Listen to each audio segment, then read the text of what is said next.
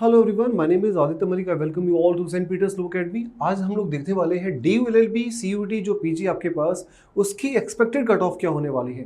Detail analysis करेंगे, last year की cut off क्या थी, 2022 की कट ऑफ क्या थी, और ऐसे कौन कौन से मेजर फैक्टर हैं जिसके बेसिस पे हम कट ऑफ को प्रेडिक्ट कर सकते हैं। तो सबसे पहले बात करते हैं डीयू का जो पोर्टल है, वहाँ पे आपके पास आता है CSAS पोर्टल। जैसे आपने एग्जाम दिया, एग्जाम के बाद आपके पास आपको CSAS पोर्टल पे आपको अपने आप को लॉग इन करना होता है। वहाँ से आप अप्लाई करते हैं डीयू की ऑनलाइन वेबसाइट्स पे। तो बेसिकली होता है कि आपके पास 7 राउंड्स की कट ऑफ आती है जनरली। 3 जो है इसमें मेन राउंड्स है, दैट इज राउंड 1, 2 एंड 3। इसके बाद 3 राउंड्स होते हैं जहाँ स्पोर्ट राउंड्स को हम उसको बोलते हैं 1, 2 एंड 3। और इसके बाद लास्ट है दैट इज मोप अप राउंड, जहाँ पे अगर कोई भी वैकेंसी रह जाती है तो उसको हम फिल कर किया जाता है। नेक्स्ट जो चीज़ आपके पास डीयू एलएलबी 2022 की जो एडमिशन लिस्ट है, अब ये कहाँ से मिलेगी आपको। अगर आप डीयू की ऑफिशियल वेबसाइट पर जाएंगे और वहाँ पे सर्च करेंगे डीयू पीजी एडमिशन लिस्ट, तो आपको कुछ इस तरह का एक वहाँ पे खुल के मिलता है। यहाँ से आप सर्च कर सकते हैं। इसमें आपके पास है कट ऑफ है आपके पास एडमिशन लिस्ट की, first, second, third, fourth, fifth, six, seventh और एट, सारे जितने भी कट ऑफ है 2022 तक वो आपको यहाँ पे मिलेगी। मैं 2022 की बात क्यों कर रहा हूँ, 2023 की बात क्यों नहीं कर रहे हम, क्योंकि अभी लास्ट ईयर से चीज़ें बदल गई है। पहले डीयू अपना एग्जाम खुद लेता था और उस एग्जामिनेशन के बेसिस पे वो अपना कट ऑफ प्रिडिक्ट करता था और उसका एक एडमिशन लिस्ट भी जारी होता था। अभी जब से एग्जाम CUT पीजी के अंदर आने लगा, तो डीयू का जो पोर्टल है वहाँ से आपके पास कोई एडमिशन लिस्ट आपको नहीं मिलेगी। आपको सिर्फ और सिर्फ अपने नाम के अकॉर्डिंग आपको मिलता है कि आपके मार्क्स कितने आएंगे, और उसी के अलावा आपको एज ए पब्लिक डोमेन में नहीं मिलेगा कि कितना कट ऑफ गया कितना नहीं। लेकिन 2022, क्योंकि ये हमारे पास इंपॉर्टेंट है, ये हमारे पास इंफॉर्मेशन है और इसी के बेसिस पे हम बता सकते हैं कि क्या कट ऑफ आपके पास आने वाली है। देखिए, जैसे हमने इस पोर्टल को खोला, आप नीचे गए LLB और यहाँ से आप एंट्रेंस सर्च करेंगे तो कुछ इस तरह की फाइल आपके पास ओपन होगी। जो फर्स्ट एडमिशन लिस्ट है, जिसमें किसी फर्स्ट जो पर्सन है उनका नाम है, दिस इज, आप ऊपर देखेंगे इसमें फर्स्ट जो रैंक 1 होल्डर है दैट इज सचिन मान नाम से थे ये, इनको CLC अलॉट हुआ था और जो इनके मार्क्स थे दैट इज 375 थे। आप कहेंगे सर मार्क्स तो टोटल 300 होते हैं, लास्ट ईयर तक जो मार्क्स होते थे दैट इज 400 होते थे। 400 में से इनके मार्क्स जो है 375 है। कैटेगरी इनकी UR। तो जो फर्स्ट लिस्ट है ये UR कैटेगरी के लिए है। इसके बाद आप देखेंगे तो आपके पास मिलेगा OBC, नॉन क्रीमी, फिर SC, फिर ST और उसके बाद EWS कैटेगरी। आप जाके सर्च कर सकते हैं, आपको मिल जाएगा इससे आइडिया कि किस तरह से आपके पास कितनी सीट्स फर्स्ट लिस्ट में अलॉट होती थी और कितना आपके पास सेकंड। अब इस सारे को आपको देखते हुए सेकंड लिस्ट भी आपके पास सही है। अब मैंने क्या किया, इन सबको समराइज करके ना एक तरीके से यहाँ पे PPT बनाई और PPT में आपके पास यही सब चीज़ मेंशन की है। जो 2022 की आपके पास एडमिशन लिस्ट थी, वहाँ पे हर एक कैटेगरी के लोग कितने कितने स्टूडेंट वहाँ पे लिए गए वो हमने मेंशन किया है, और साथ ही ये भी लिखा है कि उनकी मार्क्स क्या थी। मार्क्स मैंने वो लिखा है, कट ऑफ का मार्क्स का मतलब होता है लास्ट कैंडिडेट जिसके मार्क्स आपके पास आए हैं वो कितने आए हैं। देखो, हम टॉपर्स के मार्क्स नहीं देख रहे, जैसे हमने देखा इस पोर्टल पे फर्स्ट आप देखेंगे फर्स्ट लिस्ट में जो टॉप रैंक होल्डर्स हैं उनके जो मार्क्स है 375, बट 375 से में कट ऑफ नहीं डिसाइड होती। कट ऑफ का मतलब ये होता है कि लास्ट स्टूडेंट उसके मार्क्स कितने आए हैं, 257। तो ये आउट ऑफ 400 मार्क्स में से है 257। आप देख सकते हैं OBC जो स्टूडेंट है वो 780 थे टोटल जो आपके पास है, और उसके जो मार्क्स है दैट इज 221। तो काफ़ी बड़ा डिफरेंस है यहाँ पे, ऑलमोस्ट आपके पास 36 मार्क्स का है। SC जो कैटेगरी स्टूडेंट थे वो 433 स्टूडेंट लिए गए थे, उसमें जो आपके पास मार्क्स आए लास्ट कैंडिडेट के दैट इज 185। ST जो कैंडिडेट्स थे उसके जो मार्क्स आए हैं दैट इज 112, और EWS कैटेगरी में जो मार्क्स हैं दैट इज 236। जो नंबर ऑफ स्टूडेंट वहाँ पे सेलेक्ट किए गए वो कुछ इस तरह से आपके पास मेंशन है। अब ये फर्स्ट लिस्ट में थे, मैंने क्यों इसको लिखा, क्योंकि जैसे आप सेकंड लिस्ट देखेंगे तो आपको आइडिया मिल जाएगा। होता क्या है बेसिकली, डीयू का जो जैसे प्रोसेस है उसमें फर्स्ट लिस्ट में ही मैक्सिमम एडमिशन हो जाते हैं। आप जैसे देखेंगे कि भैया UR कैटेगरी में 1170 हुए, OBC में 780 हुए, तो ज़्यादातर सीट्स ना फर्स्ट जो आपके पास लिस्ट आती है उसी में फिल हो जाती है। अब जो सीट रह जाती है उसके लिए क्या आता है, सेकंड लिस्ट को दिया जाता है। सेकंड लिस्ट में जो स्टूडेंट है आप देखेंगे ड्रास्टिकली डिक्रीज कर जाते हैं। 161 सिर्फ UR से आए हैं, OBC से जो स्टूडेंट आए हैं दैट इज 124, और सिमिलरली आप बाकी कैटेगरीज में देख सकते हैं। अब ये मैं क्यों बता रहा हूँ, क्योंकि कई बार हम क्या सोचते हैं कि भाई फर्स्ट लिस्ट में तो नाम नहीं आया, सेकंड में हमारा आ जाएगा, लेकिन सेकंड में आता ज़रूर है लेकिन कम लोगों का आता है। तो आपको ये चीज़ को समझना है कि भैया सेकंड लिस्ट में जो हमारे पास आएगा, ऐसा नहीं है जितने बच्चों को फर्स्ट में ले लिया उतना ही सेकंड में आएगा। सेकंड लिस्ट उन्हीं लोगों के लिए आएगी जो वैकेंसी आपके पास सीट रह जाएगी। देखो कई बार क्या होता है कि एक बच्चे का ना उसका 3 कोर्सेज में एनरोलमेंट हो गया, तो उसने तीनों कोर्सेज के लिए जो है अप्लाई कर दिया, अब उसका फर्स्ट लिस्ट में नाम आ गया। जैसे ही फर्स्ट लिस्ट में नाम आ गया उसने लेकिन DU-LLB में एडमिशन नहीं लिया, या फिर उसको अपनी पसंद का नहीं मिला, उसने फर्स्ट प्रेफरेंस भरी हुई थी LC2, उसको चाहिए CLC, लेकिन उसने क्या किया फर्स्ट लिस्ट में उसका नाम है LC2 में, तो उसने नहीं लिया एडमिशन क्योंकि उसे पता था उसका नाम कहाँ पे आ जाएगा, सेकंड लिस्ट में आ जाएगा। तो कुछ इस तरह से भी प्रोसेस होता है। और अगर आप मार्क्स देखेंगे तो फर्स्ट लिस्ट के मार्क्स 257 थे, लेकिन सेकेंड लिस्ट में जो नाम मार्क्स आए दैट इज 254, तो सिर्फ और सिर्फ 3 मार्क्स डिक्रीज हुए थे। इसी तरह से OBC कैटेगरी में जो मार्क्स थे वो 221 थे, अगर सेकेंड लिस्ट आई है तो मार्क्स आपके पास 217 आए। तो एक तरीके से बहुत ड्रास्टिक डिक्रीज नहीं होता, आपको वैसा नहीं, जो फर्स्ट कट ऑफ जब आपके पास आएगी, फर्स्ट कट ऑफ के बेसिस पे ही हम बता सकते हैं कि सेकेंड कट ऑफ पे कितना 3 या 4 या 5 नंबर का आपके पास डिक्रीज होता है। आप सिमिलरली बाकी कैटेगरीज में भी देख सकते हैं, जो डिक्रीज हुआ बहुत ज़्यादा नहीं हुआ, ST में थोड़ा सा ज़्यादा हुआ, 112 से जाके 99 चला गया, बाकी कैटेगरी में बहुत ज़्यादा चेंजेस नहीं है। ये होता ही आपके पास, हर साल का प्रोसेस यही है, इस साल भी कुछ ऐसे ही होने वाला है। तो ये सेकंड जो आपके पास है, ये चीज़ बहुत मैटर करती है कि आपकी जो फर्स्ट लिस्ट में जो आपके पास, अगर आपका चांसेस कैसे बनेंगे, फर्स्ट लिस्ट में अगर आपका नाम आ रहा है तो आपको वेल एंड गुड है, नहीं आ रहा तो आपको चांसेस पता चलेंगे कैसे, कि अपने मार्क्स को 5 लेस या 7 लेस करके आप देख सकते हैं।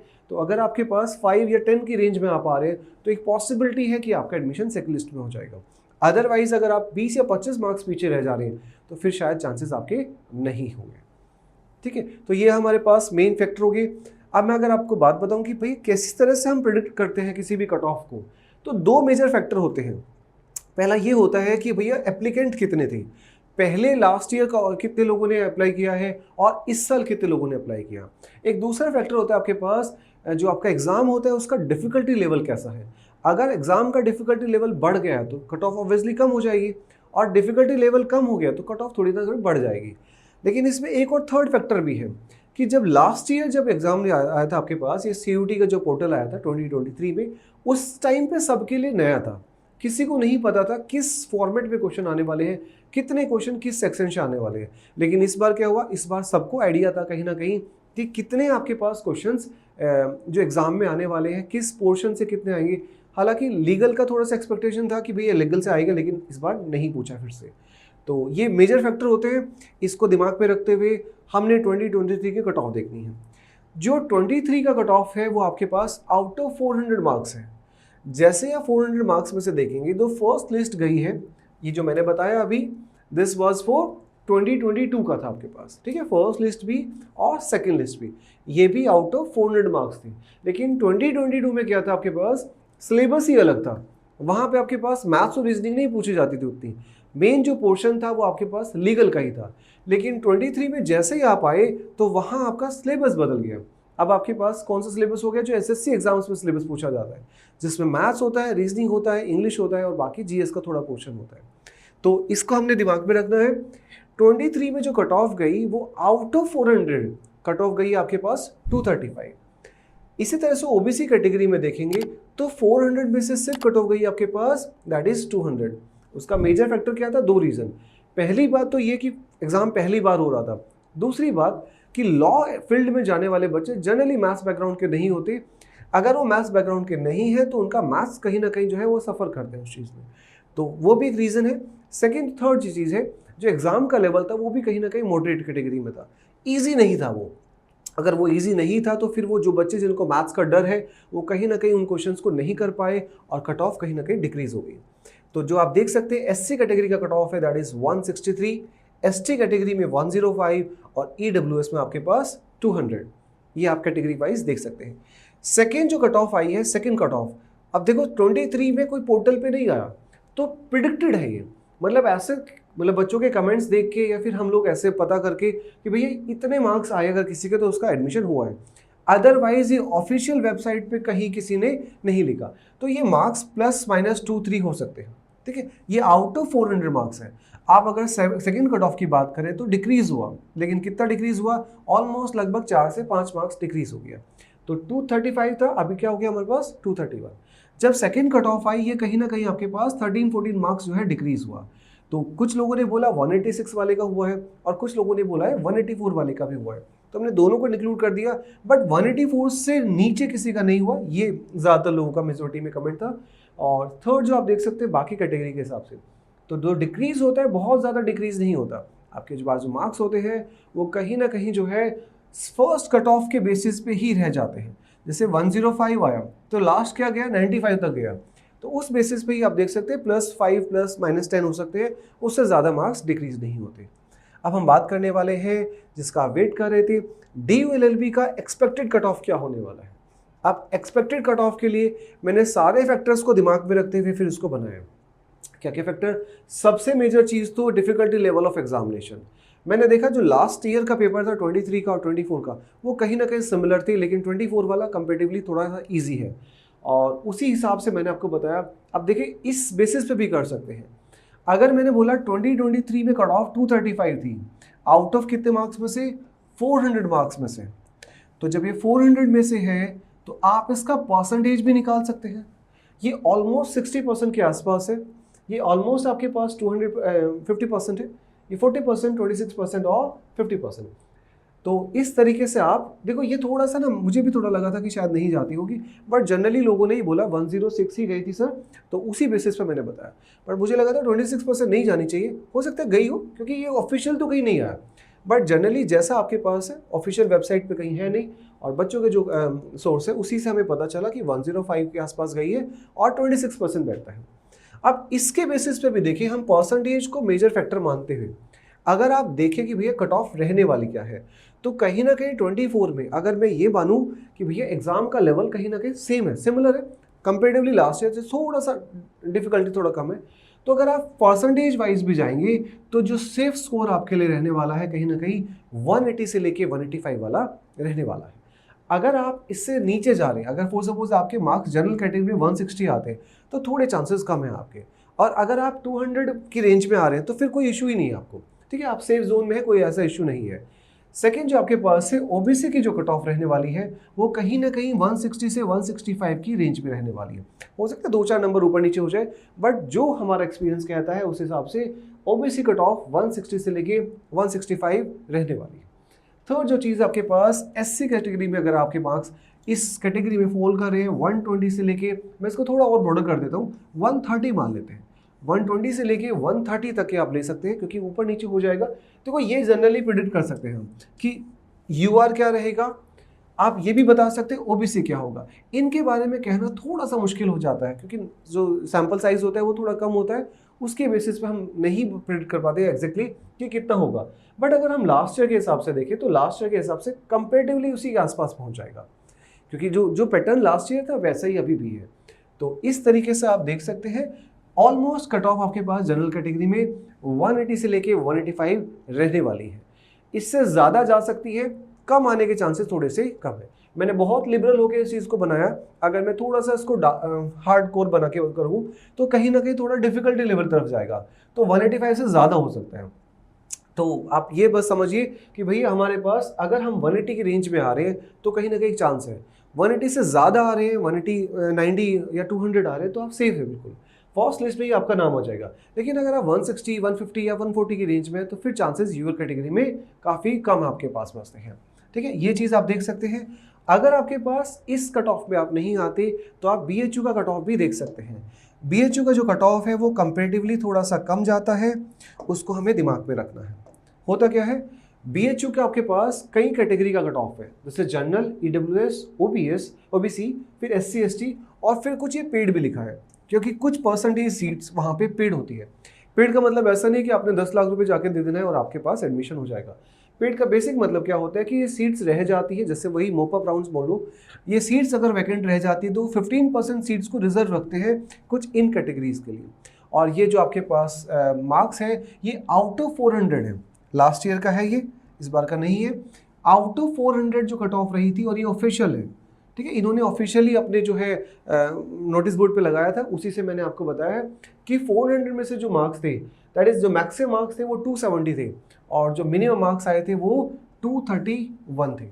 इसी तरह से आप देख सकते हैं EWS जो कैटेगरी थी उसमें जो मैक्सिमम मार्क्स थे दैट इज 270 थे और मिनिमम जो कट ऑफ गई है दैट इज 225 तक एडमिशन हुए हैं। आप अपनी कैटेगरी का कोडिंग देख सकते हैं।